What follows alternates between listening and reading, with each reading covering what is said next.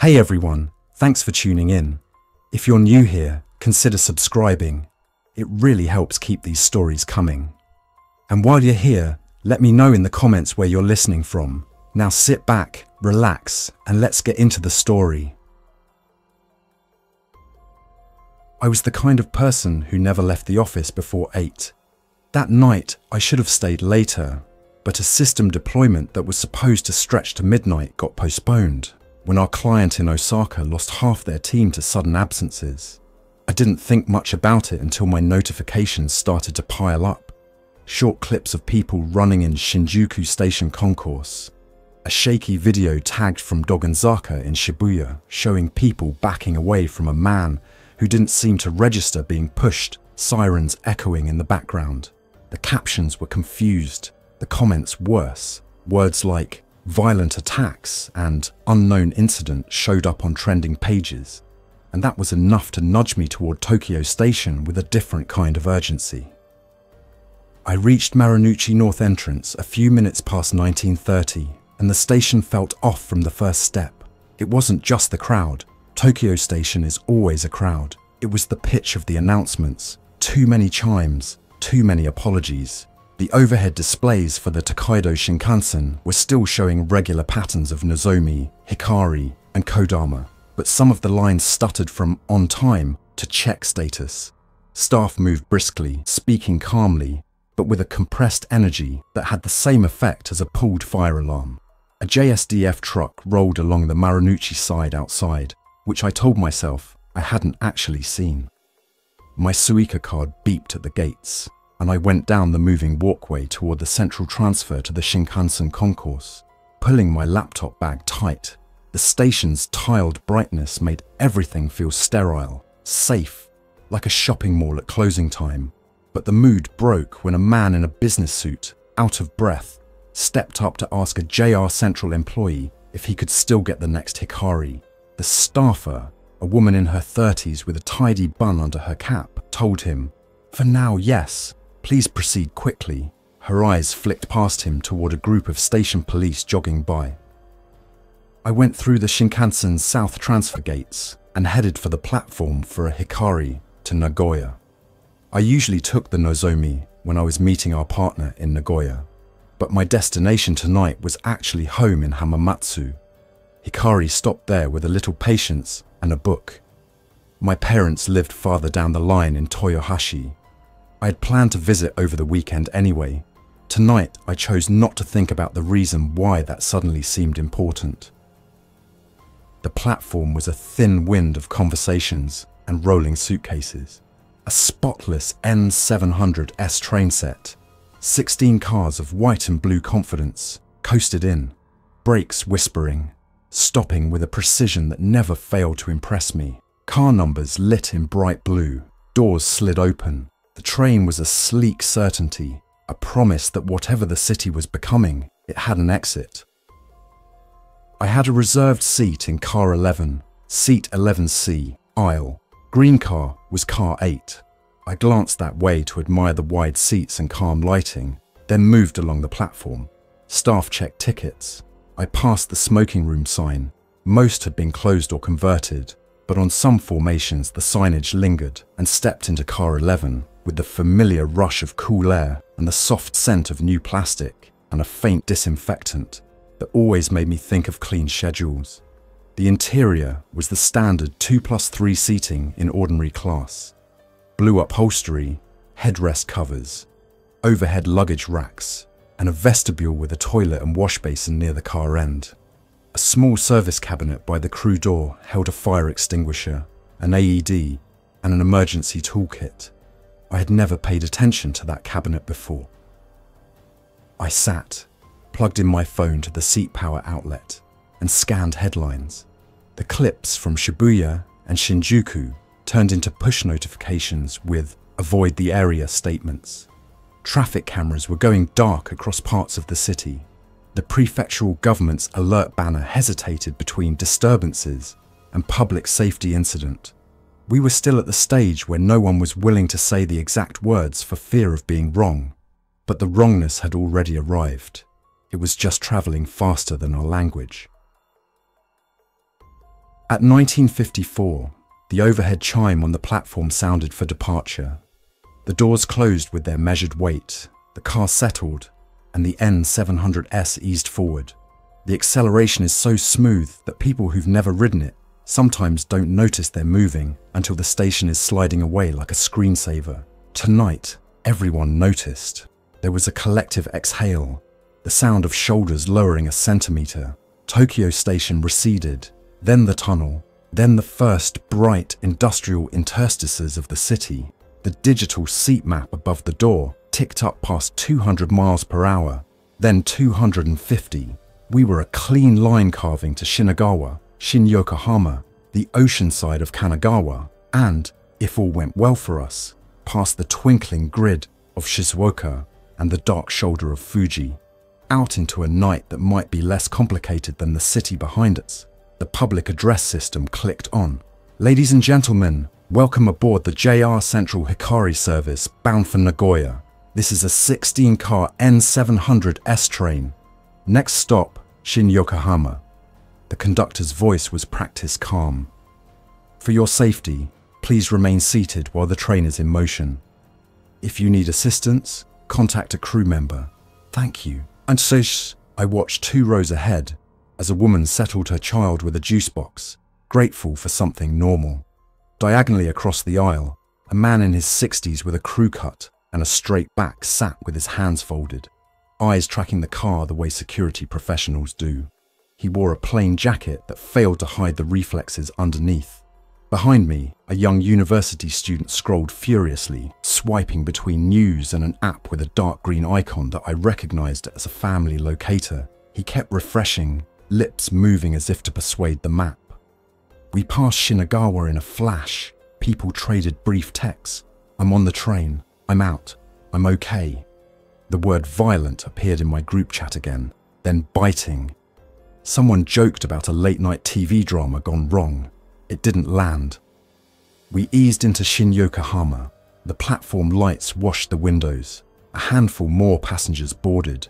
2 station staff had to coax a couple in their 20s to step onto the train. The woman kept looking back over her shoulder at the stairs. Then, at the last second, another passenger vaulted through the door just before it closed. A man in his 30s, jacket pulled close, left hand clamped onto his right forearm. He stumbled, apologized, and slid into the sideways seat by the vestibule. He held himself very still. Doors closed. The train pulled out. The student behind me let out a breath. 17 minutes later, as we climbed toward full cruise, the man by the vestibule coughed into his sleeve. When he lowered his arm, there was a damp patch at the cuff he was trying too hard to ignore. He kept his right forearm hidden. His eyes were bright with fever and denial. I put my bag under my seat and stood, partly because I couldn't sit still anymore, and partly because the service cabinet had acquired gravity. I had seen the little glass door 100 times. Now I read the labels as if for the first time. Fire extinguisher AED, emergency toolkit, break glass hammer, gloves, tape, small crowbar. I wasn't the only one looking.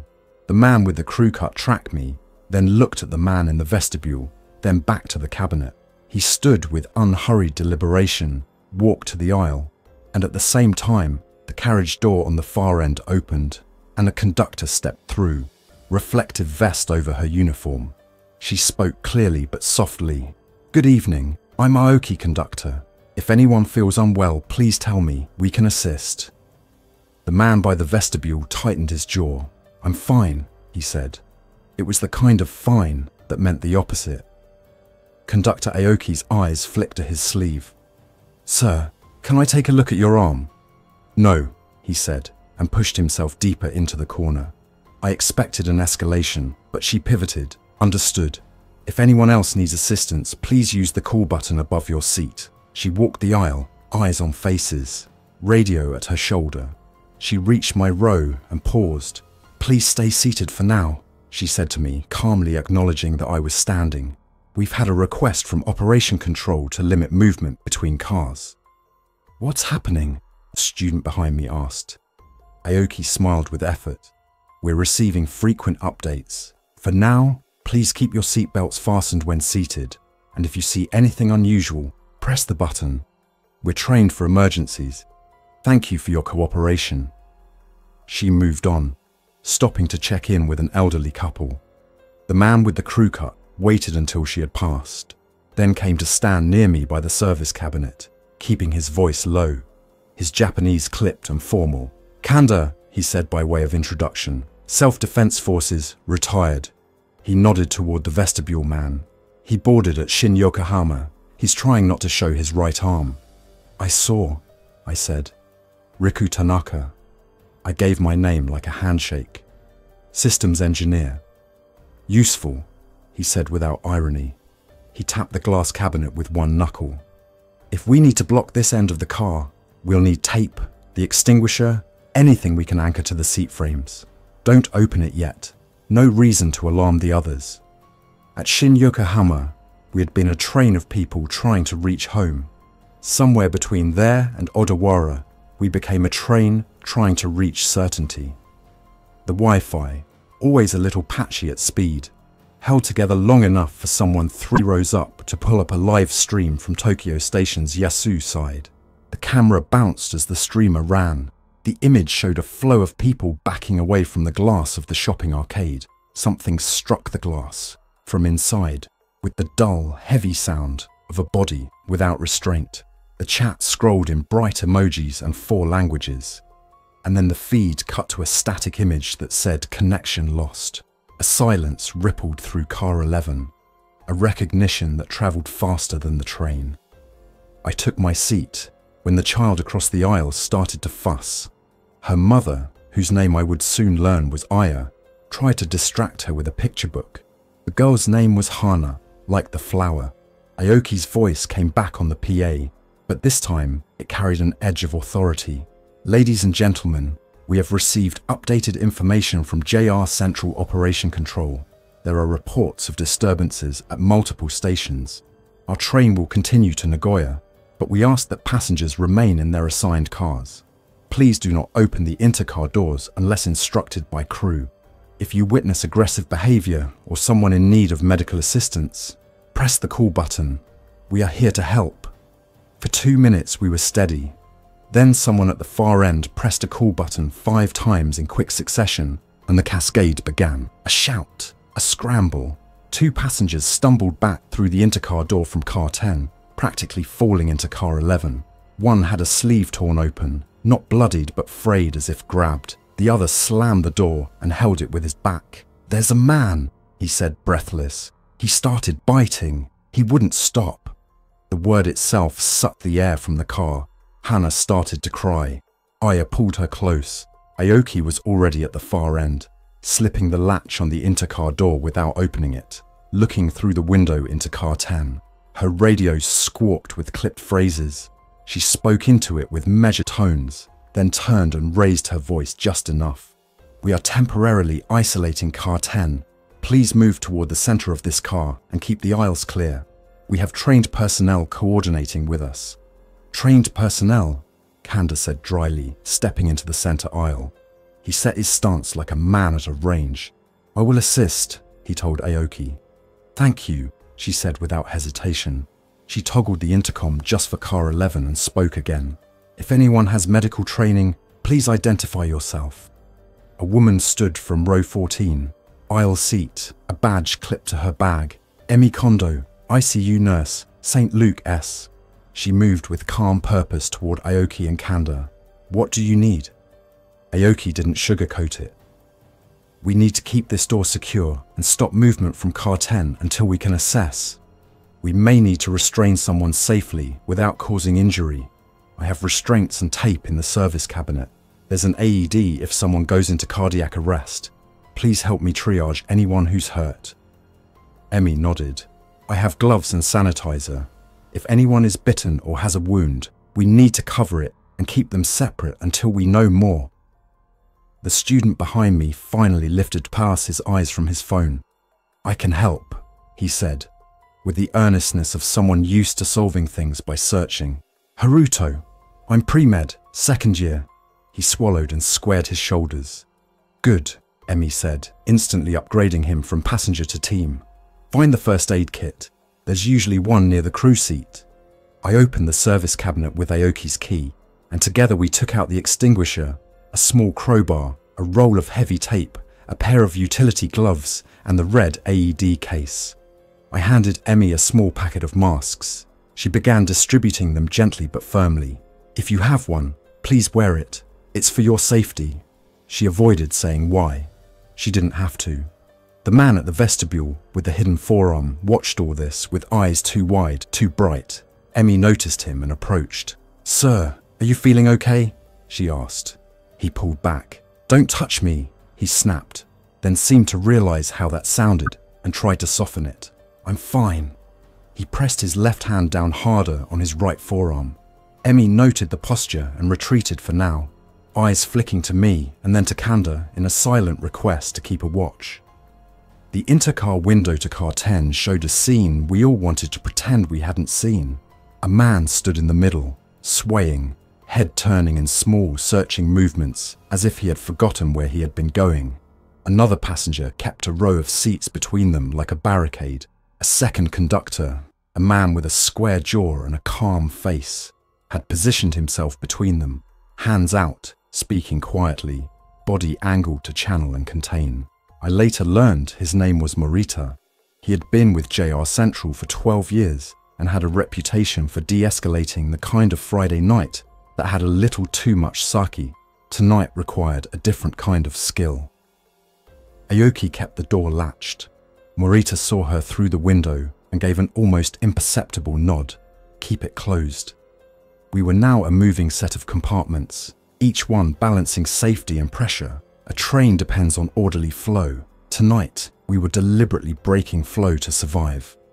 A passenger 2 rows up, 30-something, tie loosened, stood and addressed the car with unexpected steadiness. "We should organize," he said.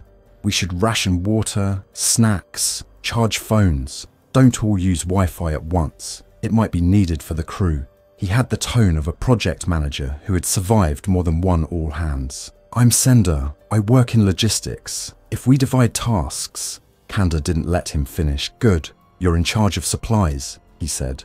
"Count what we have that doesn't spoil in an hour and what can be shared without contact. Identify anyone with children or elders who need priority." Sender blinked, then nodded, grateful for an assignment. He started with a notebook, taking contributions, bottled water and snacks into a soft inventory system that felt like stability. The small rituals of organization were a life raft while the larger vessel took on water. The PA clicked again, but this time it wasn't the crew. It was the national alert tone, the crisp, descending chime reserved for messages that cut across jurisdictions. The preface was formulaic, the body less so. An advisory from the cabinet office urging calm, advising citizens to shelter in place, to avoid large transport hubs, to follow instructions from local authorities. There was no mention of the cause of the disturbances. There was no word that would name what we were now living. The message ended with the hope that normal operations will resume soon. A rustle of disbelief rolled through the car. We hit near full line speed past Mishima, with Mount Fuji a dark absence on the left. The sky was a clean night, almost insultingly peaceful. Inside the train, the air felt thicker. 15 minutes later, the first real breach happened, not in our car, but in car 12 behind us. It was not dramatic at first, more like a missed handoff in a relay. Someone pushed the intercar door, and someone else didn't close it fast enough. And then there were 3 people in the vestibule, one of whom moved wrong. You learn the wrongness first in the eyes. It's an absence of recognition, a way of looking past faces toward motion. The person moved toward it, the others moved away. Someone pressed a call button. Aoki's radio came alive. She looked at Kanda and Emmy, and they moved like a team that had been drilling together for a year, not 30 minutes. "Tanaka," Kanda said to me as if he had known my name longer. "Keep people seated. If something gets through, we need a clear line. Do not crowd the aisle. Remember, restraint, redirection, not fighting unless forced. These seat frames are anchored. Tape and belts can be used for temporary restraint points." He spoke like a training manual, rewritten by experience. He handed me the extinguisher. Last resort. Short bursts, aim low, then step back. People panic in a white cloud. You must shout directions. I nodded, absurdly aware of the weight of the extinguisher and the small instruction label I had never thought I would read under stress. The intercar door behind us shuddered. Aoki keyed it open a few centimeters, then slammed it shut. The expression on her face did not change, but her shoulders locked. "Car 12 is compromised," she announced in the car intercom with professional clarity.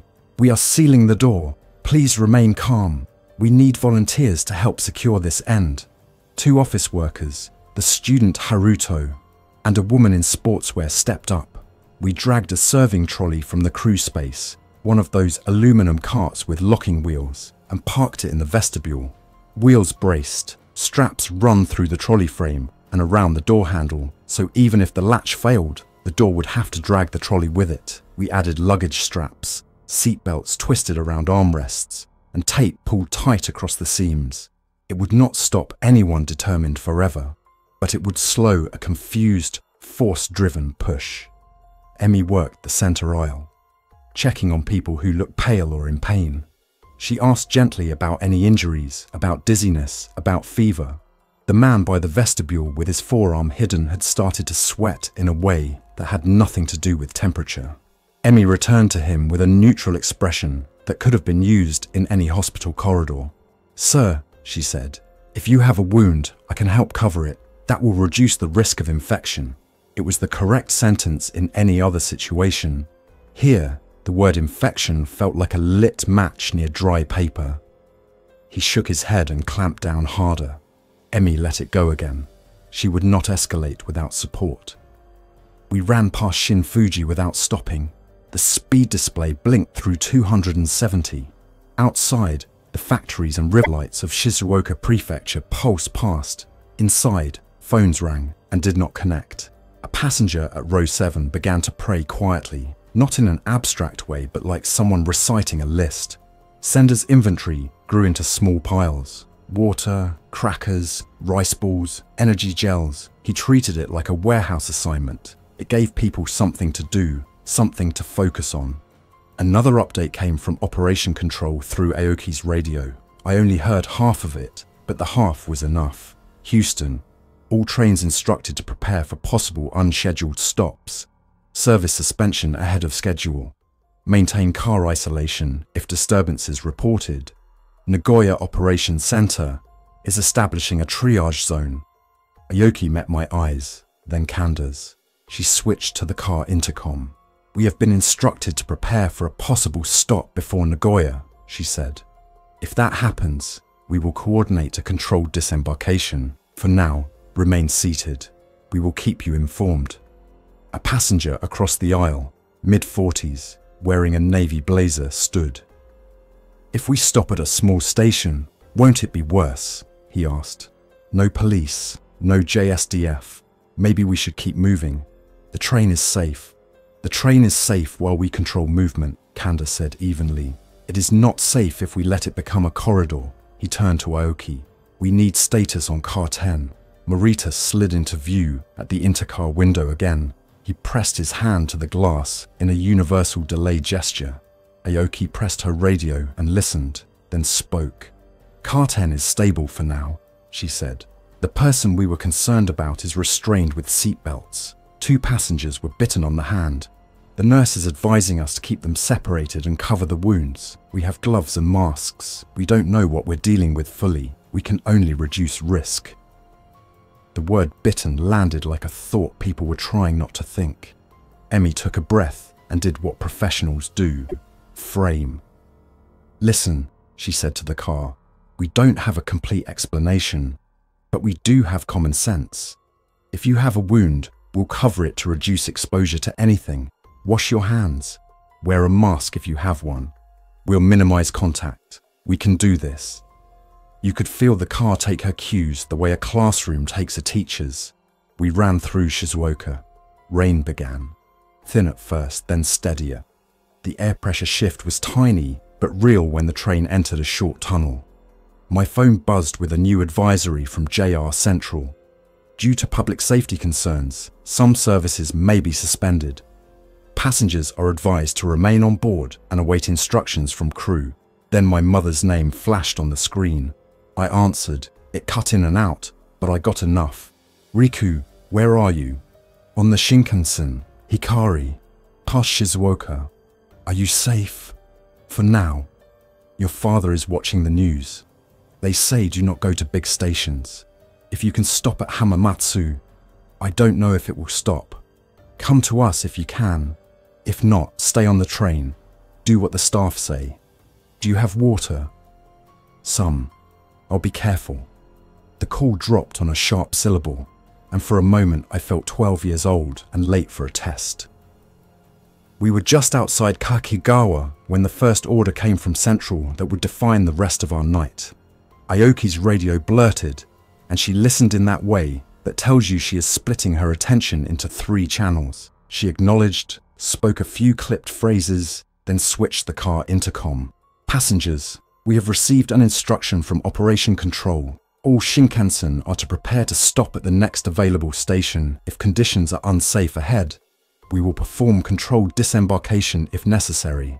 Murmurs. People looked at the windows as if the answer could be read in the dark fields. Which station? Someone asked.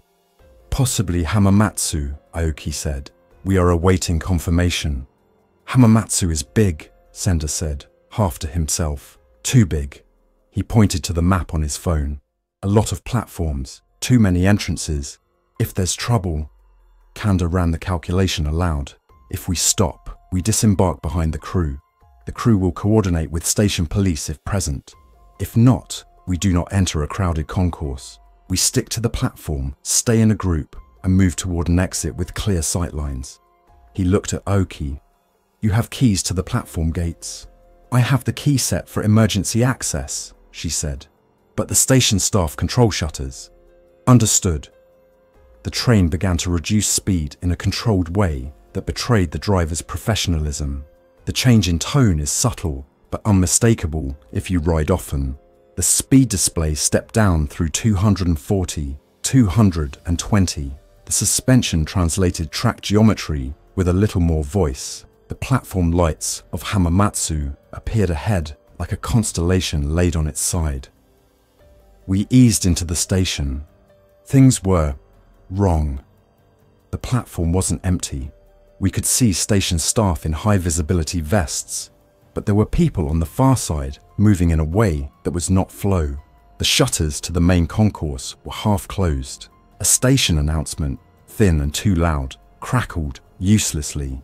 The driver brought us to a stop with the car doors aligned with the platform markings, as if this were a normal timetable. For a heartbeat, the ritual almost held. Then 2 figures on the far platform broke into a jerky run toward our side along the overpass bridge, and the station staff at our platform yelled something I couldn't make out, but understood perfectly. Do not open the doors. Aoki and Morita were already on the intercom. For your safety, remain seated, they said in calm lockstep. Do not open doors. Crew will coordinate with station staff. The door chimes did not sound. The doors did not open. The driver's compartment door at the front of car 1 opened, and we saw the driver step out, confer with 2 station police officers at a distance, then retreat to the cab. A JSDF vehicle I recognized as a light truck was parked near the far stairs. Something had reached the station, and an ad hoc perimeter had formed. It was thin. In our car, we were a breath held. The intercar door to car 12 bulged, then stopped against the trolley and straps. A hand, pale, strong, slapped the glass and slid down, leaving a smear that wasn't dramatic, just human. Stay calm, Emmy said, her voice the cord holding a tent against wind. We are okay right now. Then the man by the vestibule in car 11, the one who had boarded at Shin Yokohama holding his arm, made his choice. Maybe it wasn't a choice. He stood, wobbled, and tried to push past people toward the door. He staggered, knocked into a seat, and grabbed for balance with his right hand, revealing his forearm for the first time. The skin was mottled with a pattern that looked like old bruises and something fresh. The row inhaled as one. Emmy was there in a second. "Sir," she said, gentle but firm. "Please sit. Let me help you." He swayed and turned toward her in a way that lacked cooperative intent. Kanda moved in from the side with a speed that matched his age's muscle memory and got a grip on the man's shoulders from behind. Not violent, just decisively controlled. The man struggled, but Kanda had already shifted him toward a seat. "Seat belt," he said, and I reached across and clicked it with a practice motion, then added a luggage strap around the armrest and the man's upper arm. Not tight enough to cut circulation, just enough to resist a sudden surge. Emmy slid a folded blanket between wrist and strap to avoid pressure injuries, because she was the kind of person who thinks of the next hour, not just the next minute. The man shook, then slumped. His eyes were unfocused, then too focused. He turned his head toward motion in a way I had seen in two other faces through the intercar glass, and every hair on my arm stood up. Emmy met my eyes and didn't need to say the thing she was thinking. We moved quickly to put space between him and the aisle. At that moment, Aoki's radio screamed 3 words in clipped delivery that rearranged our plan. All trains stop. Every Shinkansen driver on the line got the same instruction.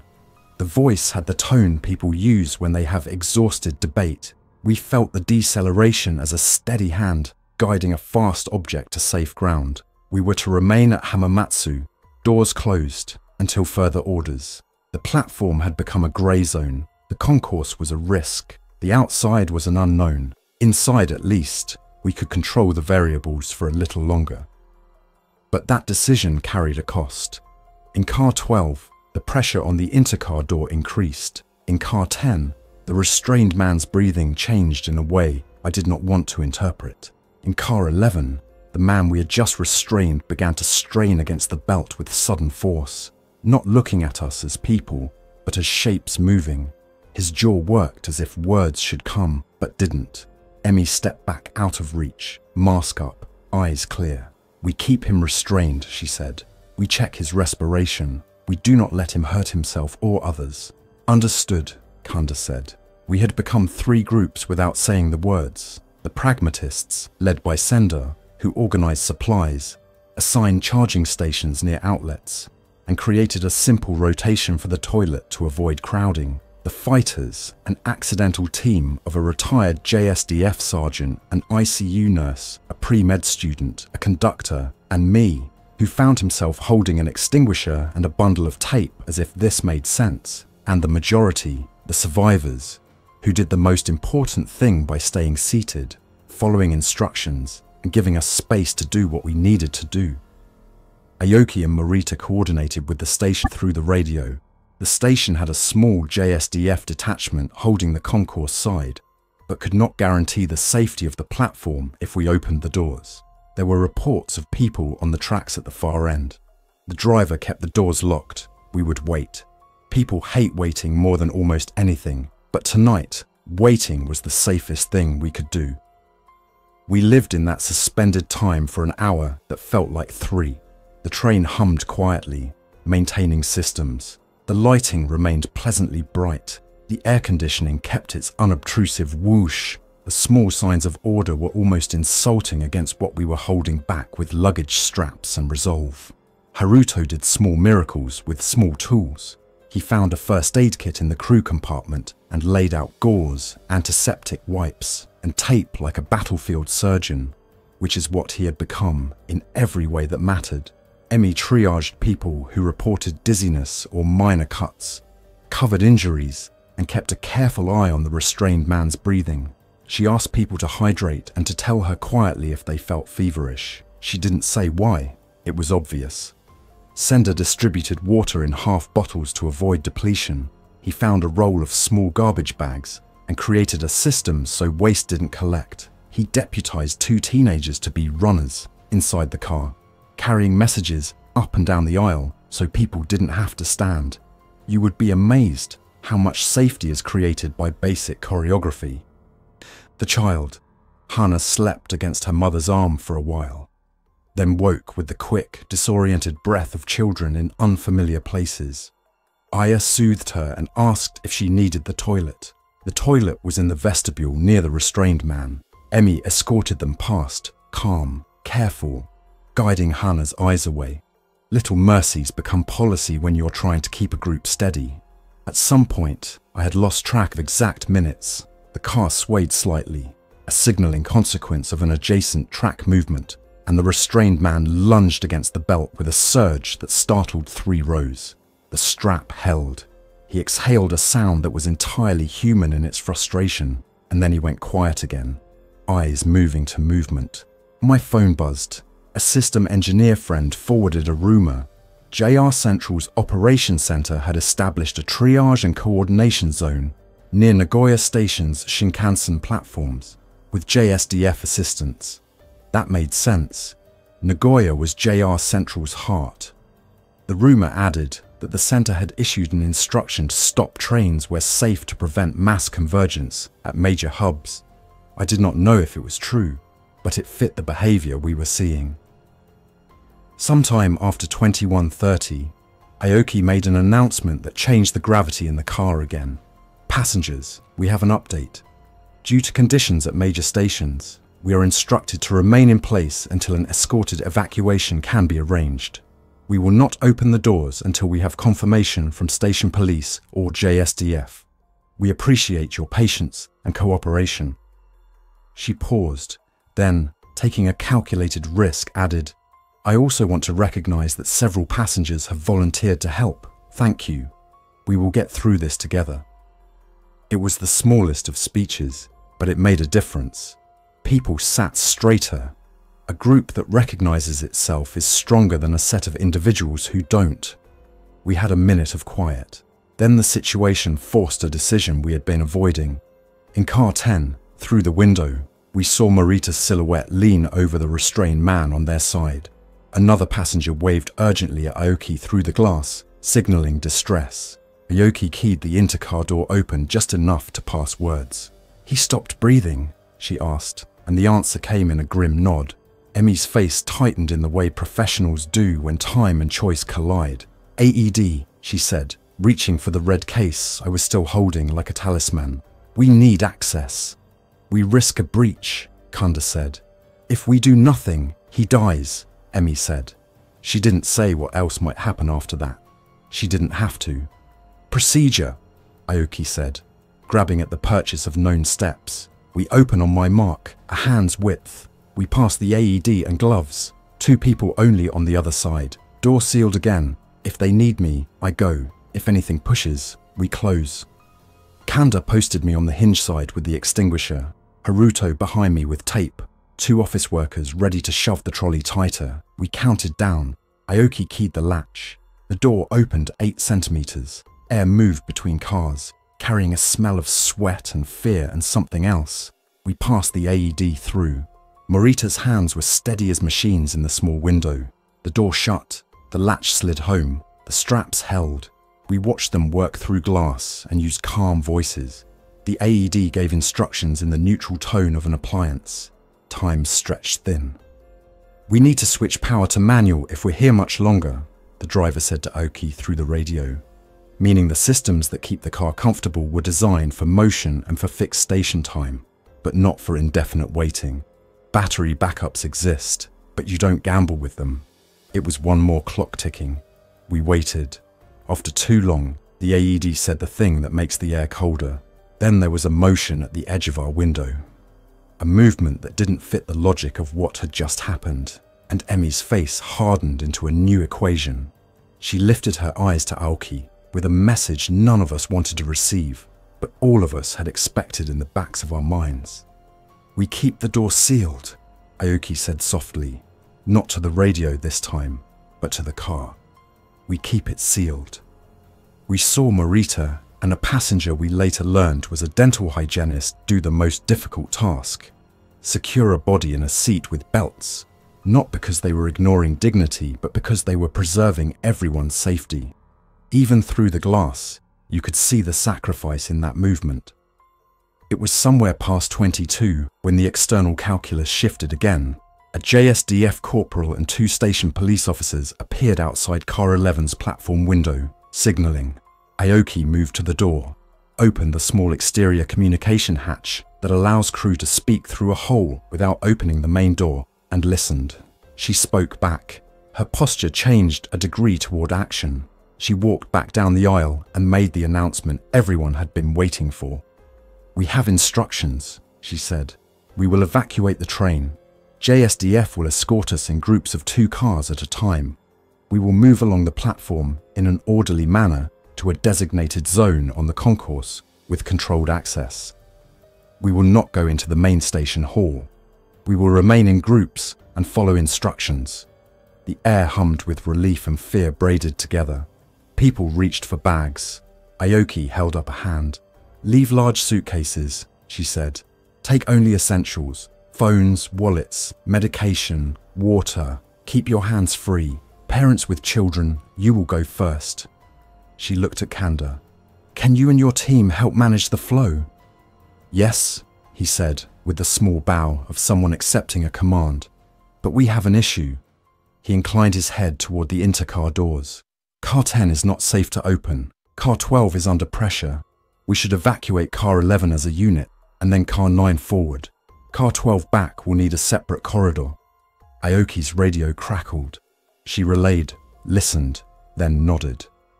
"They will open Car 11 and 9 first on this platform. Car 12 and 13 will evacuate on the opposite platform with station police. Doors will be controlled manually." She glanced to the restrained man in our vestibule, whose breathing had become shallow and whose eyes tracked motion with too much intensity. Emmy spoke quietly, calling on the professional priority that had guided every step since the first call button. "We need to move him last," she said. "2 people can guide the seat if necessary. We keep him restrained for his safety and ours. We do not leave him alone." "Understood," Aoki said. She took a breath, keyed the door controls for Car 11, and looked at the JSDF corporal through the window. He signaled ready. Aoki turned to us. "We are going to open the doors," she said. "Please remain seated until your row is called. We will go row by row. Follow the person in front of you. Do not run. Do not push. Keep your heads up, your eyes forward." The chime sounded. The doors opened. Cool Hamamatsu night air flowed in, smelling of rain on concrete and something that tried to be a festival smoke but wasn't. The platform was lit bright enough to see. We moved in a calm line, because the alternative is chaos. Parents with children first. Aya holding Hana's hand, Hana clutching her stuffed rabbit. An elderly couple with a station staff arm each. A group of university students linking arms so none of them would get separated. Sender carried the inventory list as if it were a talisman and then stuffed it into his pocket, recognizing at the last second that the concept had mattered more than the paper. I walked near the front with Kanda and Emmy, extinguisher still in my grip, tape looped through my belt like a ridiculous holster. We stepped onto the platform and into an improvised corridor formed by station staff, platform markers, and 2 JSDF members with clear riot shields angled outward, not to threaten, but to guide. The shields made a small canyon of safety through which we moved. "Eyes forward," Kanda said softly. "If you see movement to the side, keep moving unless instructed to stop." Movement to the side existed. On the far platform, a figure in a torn jacket moved in a direction that ignored shouted words. Station police redirected him gently with a shield, not striking, just guiding, like a firm hand on a toddler who wants to step into the street. He pushed, they held. A third officer looped a soft strap and guided him into a contained zone. It was messy and human and terrifying and somehow still orderly. We moved down the platform past the car markers. Car 12, Car 11, Car 10. Numbers that had always been just printed signs and tonight were waypoints in a map we would remember for years. We reached a stairwell marked with temporary signage. Evacuation Route A. JSDF guided us down to a concourse area that had been partially shuttered. They had established a triage zone with cones and tape, an information table with printed sheets already smudged by rain, and a secondary cordon that prevented the crowd from spreading. It was a pressure cooker, but someone had set the flame low. Please gather here, a station staff member said in a voice that tried to be louder than her usual polite tone and almost succeeded. We will assign you to waiting areas. Do not attempt to leave the station. She smiled without teeth, an exhausted kindness. People asked the questions that always come in that first, desperate quiet. When can we go home? Is Nagoya safe? Where is the JSDF taking us? Where is my husband? He was in car 9. There were no perfect answers. There were good ones. We will keep you together. We will move people in groups to secure areas. We will provide water and basic supplies. Aoki and Marita remained on the platform with the driver to coordinate the evacuation of the other cars. Kunda and I stayed near the corridor entrance to manage flow from our group. Emi took a spot at the triage table and started the work that would not end for hours, covering wounds, handing out water, telling people to sit, to breathe, to wait. A JSDF officer, captained by his insignia, addressed a cluster that included me and Kanda. We're establishing a secure perimeter around the Shinkansen platforms, he said. Concourse entrances are controlled. We advise against entering the main station hall. There have been incidents. We will move people to the bus terminal for transport to a designated facility if conditions permit. For now, remain here. Assist our staff. Keep your groups intact. Understood, Kanda said. He spoke his old language again like a native. We returned to the platform to help with the rest of Car 11. The restrained man was still at the vestibule. Emi and I flanked him while 2 office workers and Kanda worked the seatbelt and luggage strap in a controlled release. We moved him seated, 2 people guiding, a third monitoring his hands. He struggled once, then sagged, then turned his head toward motion again, and my skin crawled. We got him to the platform, to a contained section near the triage zone, and re-secured him gently to a bench with the same straps and the patience of people who have decided to do the right thing even when it is hard. Emi checked his pulse, his respiration. We watch him, she said. We protect people around him. We keep him safe. We repeated the process for Car 9, then Car 8, working forward. Behind us, at the other platform, Station Police and JSDF had opened a separate corridor for Car 12 and Car 13 in the opposite direction, reducing intersecting flows. That kind of detail saves lives. The concourse filled. The atmosphere remained tight but not detonated because people were given clear paths, clear instructions, and the dignity of being told the truth, that we didn't know everything, but this was the plan. At some point after 23, an updated instruction came through from Central. Hold at current stations. Await dawn for movement to larger hubs. Maintain controlled groupings. Avoid mass transfers in darkness. It was the most realistic thing I'd heard all night. Night rewards panic. Dawn gives shape to options. We settled into a pattern that would carry us through the next hours. The fighters, who resented the name but wore it, rotated between platform duty and triage support. The pragmatists managed supplies and kept people occupied with simple tasks, handing out water, listing names, creating a basic registry so families could find each other. The survivors, which was everyone, did the most important thing. They followed the plan. They sat when told. They moved when told. They kept their questions to a level the staff could answer without breaking.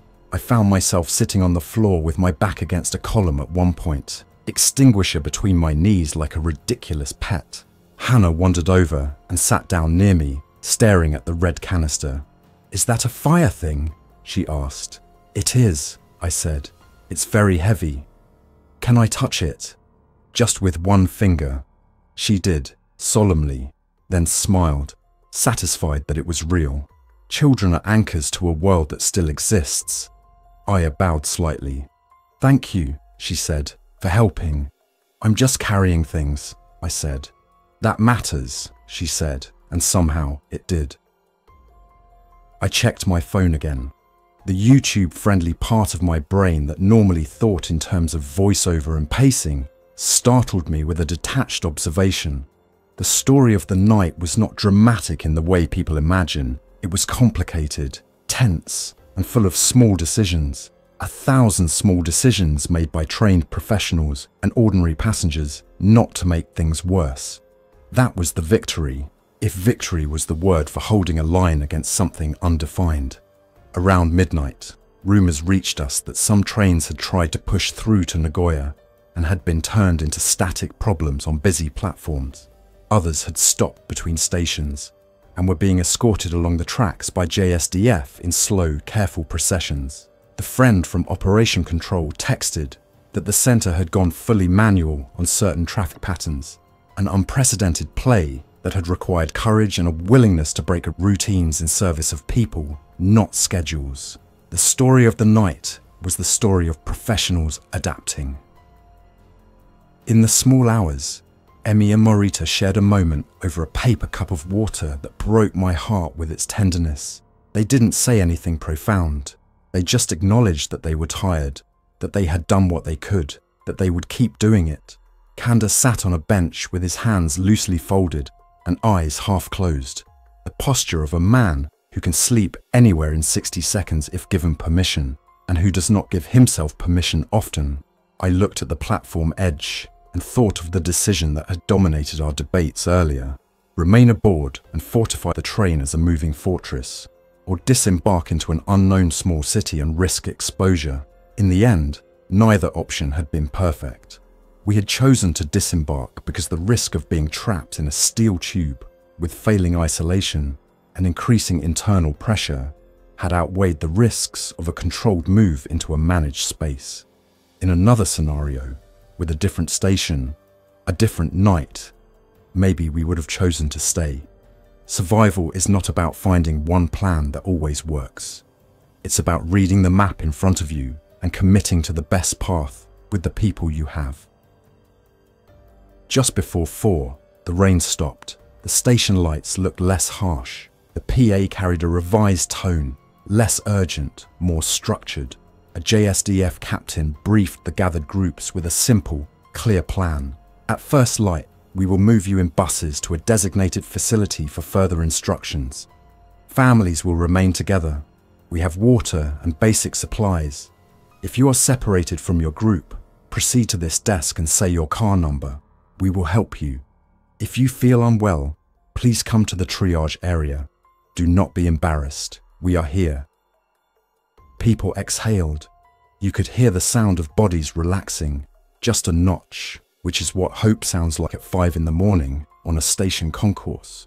Aoki and Morita returned to car 11 one last time to secure the space, checked that nothing dangerous remained loose, and retrieved the conductor bag that contained keys, forms, and a small, somewhat ridiculous stamp used in normal times to validate seat changes. Aoki looked at me and smiled with tired eyes. "You did well," she said. "All of you." "I carried things," I said again. "That matters," she replied, because this had become our refrain. Dawn came grey and honest. Outside, Hamamatsu woke to a version of itself it had never wanted. JSDF buses idled near the south exit. Station staff began to funnel groups into boarding lines. A clipboard appeared, then another. A queue formed, and civilization reasserted itself in its most humble armor. Lists, orders, names. We moved when our turn came, down a corridor past shuttered shops with familiar signs. Names that usually mean comfort. Everyone carried small bags, water, phones. No one carried a suitcase. You could read the decisions in the silhouettes. We passed a vending machine with the lights on, and someone joked half-heartedly about the indestructibility of convenience, and people smiled because they wanted to. Near the bus door, the JSDF corporal who had first signalled to Aoki held up a hand. "One more instruction," he said, voice clear. "You will be taken to a designated facility for safety and information. Please remain with your group. Do not seek to travel alone. The roads are not yet fully secure. Cooperate with staff. We will help you." We boarded.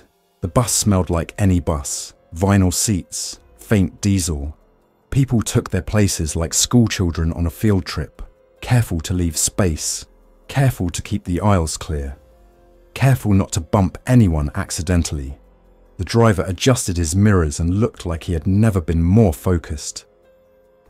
As the bus pulled away, I looked back through the window at our HIKARI, our N700S, gleaming under the platform lights as if it were just waiting for the next timetable. It had been our fortress and our trap, our test and our proof. It had carried us far enough to have choices. The rest we had done ourselves. I sat with my hands on my knees and realized that the story was not finished, not by a long measure. It wouldn't be finished for days, weeks, maybe months, but the first night had passed, and that matters more than any theory of how we would handle a crisis. We had handled one. We had done it without screaming, without panic, with a nurse's calm and a conductor's training, and a retired sergeant's quiet competence, and a logistics guy's notebook, and a mother's patience, and a child's brave curiosity, and a bunch of strangers willing to do what they were told, and to help without being asked. I thought about the people still on other trains, still making different choices under different conditions.